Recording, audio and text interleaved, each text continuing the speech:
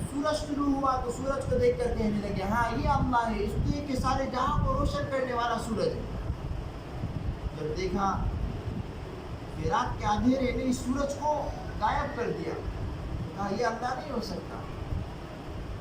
جب مکمل باتیں ہو گئی، جب اللہ کو پہچان لیا اللہ وہ ہے جو نظر نہیں آتا لیکن اللہ ہے، جب اللہ کو پہچان لیا، اللہ سے گفتگو ہوئی، اب نبوت ملی، ایک سوال تھا کہ پہچانتے تھے، جانتے تھے کہ اللہ مرنے پر دوبارہ زندہ کرنے پر قادر ہے، لیکن اللہ سے غائب نہ، مرنے پر دوبارہ زندہ کرنے پر قادر ہے، لیکن مجھ کو اس کا ایک کرشمہ دیکھنا ہے۔ اللہ نے کہا اے ابراہیم، تجھ کو میری تخلیق پر اور میری قدرت پر اور میری ربوبیت پر شک ہے؟ اللہ مجھ کو ہرگز نہیں شک ہے، لیکن میں دیکھنا چاہتا ہوں۔ اللہ نے کہا کہ جا پرندوں کو لے اور پرندوں کو ذبح کر۔ ابراہیم علیہ السلام نے 4 پرندوں کو لے ذبح کر،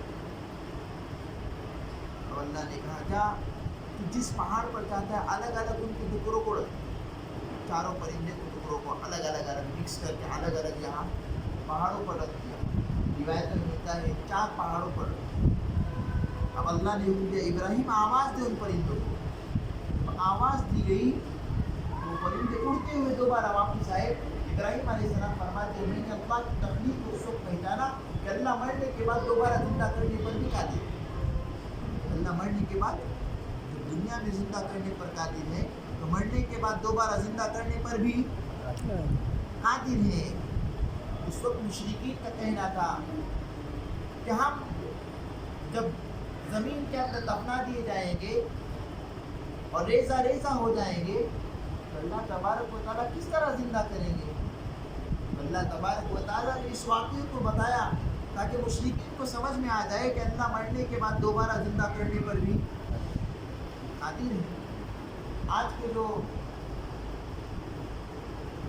غیر مسلم لوگ ہیں جو کہتے ہیں کہ ہم کو راکھ بنا دیا جائے گا، پھر ان کو بہا دیا جاتا ہے ندیوں کے اندر، تمہارا رب کیسے زندہ کرے گا؟ تو یہ دلیل ہے ان لوگوں کے لیے کہ اللہ مرنے پر دوبارہ زندہ کرنے پر بھی تمہاری راکھ کو دنیا کے نہیں، زمین جو 7 زمین اللہ نے بنائی ہے، 7 زمین پر الگ الگ جو ندیاں اور سمندر بہ رہے ہیں اس میں بہا دیا جائے، اللہ پھر بھی زندہ کرنے پر اللہ اتنی زبردست وعجل مسمن عنده، اور پھر اللہ تبارک و تعالیٰ دوبارہ ایک وقت مقرر پر زندہ کر کے دکھائیں گے۔ ثم انتم تمترون، پھر بھی تم اپنے رب پر، تم اپنے پروردگار پر شک کرتے ہو۔ کیا ہو گیا کہ تم اپنے پروردگار پر شک کرتے ہو کہ اللہ مرنے کے بعد دوبارہ زندہ نہیں کر سکتا؟ ایسا ہو نہیں سکتا۔ وَهُوَ اللَّهُ فِي السَّمَاوَاتِ وَفِي الْأَرْضِ، اور اللہ وہ ذات ہے جو آسمانوں میں بھی اور زمینوں میں بھی ہے۔ اللہ ہر جگہ موجود ہے، ایسا نہیں ہے کہ اللہ یہاں ہے تو اس جگہ موجود نہیں۔ دنیا میں جتنے انسان بستے ہیں، دنیا میں جتنے چرند بستے ہیں، دنیا میں جتنے پرند بستے ہیں، دنیا میں جتنے جنات ہیں، اللہ تبارک و تعالیٰ ہر ایک کی حرکت کو دیکھ رہا ہے اور ہر ایک کی حرکت کو جان رہا ہے، اور ہر ایک جو سوچ رہا ہے اس کے ذہن میں اور گمان میں وہ چیز آنے سے پہلے اللہ ہر چیز کو جان رہا ہے۔ اللہ ایسے گزرا، اللہ انسان گناہ کرتا ہے لیکن گناہ کرنے سے پہلے، اس گناہ کے دل میں تصور آنے سے پہلے اللہ جانتا ہے یہ کون سا گناہ کرنے والا ہے۔ اللہ جانتا ہے، اللہ جانتا ہے کہ یہ کیا گناہ کرنے والا ہے۔ اللہ ہر چیز کو جاننے والا ہے۔ جہاں انسان بیٹھا ہے کیا سوچ رہا ہے، کس گناہ کے متعلق سوچ رہا ہے، اللہ جانتا ہے کہ باہر نکل کر کیا کرے گا۔ اللہ جانتا ہے کہ کتنے قدم چلے گا، کتنے قدم پر گھر پہ پہنچے گا، اللہ جانتا ہے۔ یہاں نکلنے کے بعد کہاں جائے گا، گھر جائے گا، ہاسپٹل جائے گا، قبرستان جائے گا، اللہ جانتا ہے۔ اللہ جانتا ہے۔ واقعہ نقل کیا گیا ہے نا، مشہور واقعہ ہے، حضرت عمر فاروق ہے، امیر المؤمنین ہے، مدینہ کی گلیوں کے اندر گشت کر رہے ہیں اپنے ایک شاگرد کو لے کر۔ ایک گھر کے کنارے پر ٹیک لگایا، آنکھ لگ گئی، صبح آنکھ کھلی تو دیکھا گھر سے آوازیں آ رہی ہیں۔ ماں کہہ رہی ہے کہ بیٹی دودھ کے اندر پانی ملا دے تاکہ کچھ کمائی کا ذریعہ مل جائے. بیٹی کہنے لگی اماں اللہ سے ڈرو, کیا کہہ رہے ہو؟ امیر المومنین زندہ ہے, ایسا نہ کہو. اس لیے کہ پتا تھا کہ جب کوئی ایسا گناہ کرتا سمجھتے کہ امیر المومنین زندہ ہے, امیر المومنین اس دنیا سے رخصت ہو چکا, ورنہ عمر کے ہوتے ہوئے کوئی ایسا کرے ہو نہیں سکتا. ماں کا ایمان بھی مضبوط, ماں دیکھ رہی ہے بیٹی کو, بیٹی کیا کہے اور کیا کرے. ماں نے کہا کہ صبح کا وقت ہے, یہاں عمر تو ہی موجود ہے. بیٹی نے کہا ماں عمر موجود نہیں ہے, لیکن عمر کا رب ہر جگہ موجود ہے, وہ دیکھ رہا ہے. تو اللہ ہر جگہ موجود ہے. ایسا نہیں ہے کہ غریبوں کے گھر میں نہیں ہے, امیروں کے گھر میں ہے, امیروں کے گھر میں نہیں ہے, غریبوں کے گھر میں ہے. ایسا نہیں, اللہ ہر جگہ ہے, ہر ایک کو دیکھتا ہے. عبداللہ بن عمر رضی اللہ تعالیٰ عنہ ہے, اپنے ساتھیوں کے ساتھ سفر پر ہے, جنگل میں قیام کیا, کھانے کے لیے بیٹھے. ایک چرواہا آیا جو متقی اور تقوی کے اعتبار سے پرہیزگار. جب وہ چرواہا آیا ہے, عبداللہ بن عمر نے بلایا ہے, آؤ کھانے کے لیے بیٹھو. اس نے کہا میرا روزہ ہے. جب اس کے تقوی کو دیکھا کہ اتنی سخت عرب کی چمچماتی دھوپ کے اندر اس شخص کا روزہ ہے, واقعی یہ کوئی متقی ہوگا. اب اس کا امتحان لیا. ہاں ایک کام کرو, ہم تو مسافر ہے, یہ جو تم چرواہا ہو, جو بکریاں چڑھا رہے ہو, اس کے وجہ سے ایک بکری ہم کو دے دو. جو اس کی آمدنی ہے ہم تم کو اس کی آمدنی دے دیں گے, اور اس میں سے گوشت بھی تم کو دے دیں گے. کہا بہت اچھا ہے, لیکن میں نہیں دے سکتا, اس لیے یہ بکریاں میری نہیں ہے, یہ میرے مالک کی ہے, میں تو وہاں کام کرتا ہوں. عبداللہ بن عمر نے کہا ایک کام کرو, جا کے کہہ دو مالک سے, میں سے ایک بکری کو بھیڑیا کھا گیا. اور کوئی بڑی بات نہیں ہے, مالک کو پتہ ہے بھیڑیا کھا ہی جاتا ہے. جب حضرت عبداللہ بن عمر نے اس کو سنا تو غصے سے دیکھا اور کہا فَأَيْنَ اللَّهُ فَأَيْنَ اللَّهُ فَأَيْنَ اللَّهُ, اللہ کہاں چلا گیا. عبداللہ بن عمر فرماتے اس نوجوان پر مجھ کو اتنا رشک آیا کہ میں نے اس کو آزاد کر دیا, اس کے مالک کے پاس جا کر اس کو آزاد کر دیا, اور جو بکریاں تھیں اس کو خرید کر اس کو ہدیہ کر دیا. عبداللہ بن عمر فرماتے جب بھی مجھ کو اس نوجوان کی وہ بات یاد آتی بڑا رشک کرتا, اور میں کہتا فَأَيْنَ اللَّهُ فَأَيْنَ اللَّهُ فَأَيْنَ اللَّهُ, اللہ کہاں چلا جائے. یہ تقوی کی علامت تھی. ان کو پتا تھا اللہ ہر جگہ موجود ہے. ان کو یہ آیت پتا تھی وَهُوَ اللَّهُ فِي السَّمَاوَاتِ وَالْأَرْضِ, اللہ آسمانوں میں بھی ہے اور زمینوں میں بھی ہے. جو تم اخلاص کے ساتھ عمل کرو گے اللہ اس کو بھی دیکھتا ہے, اور تم جو کچھ گناہ کرو گے اللہ اس کو بھی دیکھتا ہے. ان کو پتا ہے اللہ ہر چیز کا جاننے والا ہے. ہمارے استاد محترم ایک واقعہ نقل کرتے تھے کہ پہلے زمانے میں لوگ سفر کرتے تھے, اور سفر کے اندر کوئی میپ موجود نہیں تھا. ایک لڑکی نکلی ایک سفر کے لیے نکلی ہے, راستہ بھٹک گئی. اب جب آگے گئی رات ہو گئی, پیچھے جانے کا کوئی راستہ نہیں, آگے جانے کا کوئی راستہ نہیں. ایک مسجد نظر آئی. جب اس مسجد میں گئی تو ایک نوجوان شخص موجود تھا. تو اس نے آدھی رات کے اندر اس لڑکی کو دیکھا, اتنی رات کیسے آنا ہوا, بھٹک گئی, مجھ کو راستے کا پتہ چاہیے. اب وہ نوجوان شخص اتنی رات راستہ کیسے بتائے. اب وہ پریشان ہو گیا. جب پریشان ہو گیا تو اس نے اندر بلایا, اور جو اس کا بستر تھا اس کو دے دیا.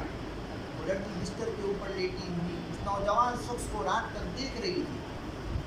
اس لیے کہ آدھی رات میں گناہ ہو سکتے ہیں, اس لیے کہ اسباب بہت ہے, روکنے کا اور منع کا کوئی ذریعہ نہیں. گناہ ہو سکتا ہے.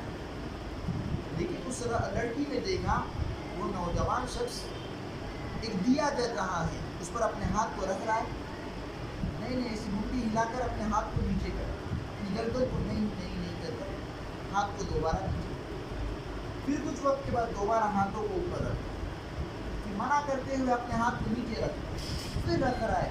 اس طرح پوری رات گزر گئی۔ اب اس لڑکی کے گھر والے اس کو تلاش کرتے کرتے یہاں تک پہنچے۔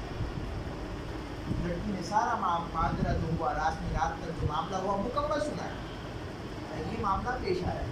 اس نوجوان سے پوچھا یہ رات میں کیا کر رہا تھا؟ تو اس نوجوان نے کہا کہ رات جب ہوئی، جب رات کا ماحول ہوا تو شیطان میرے پاس آیا، مجھ کو بہکانے لگا، میرے اندر وسوسے پیدا کرنے لگا، دیکھ کوئی موجود نہیں ہے، یہی ایک موقع ہے، اس کے بعد توبہ کر لے، اللہ بہت غفور الرحیم، اللہ معاف کرنے والا ہے۔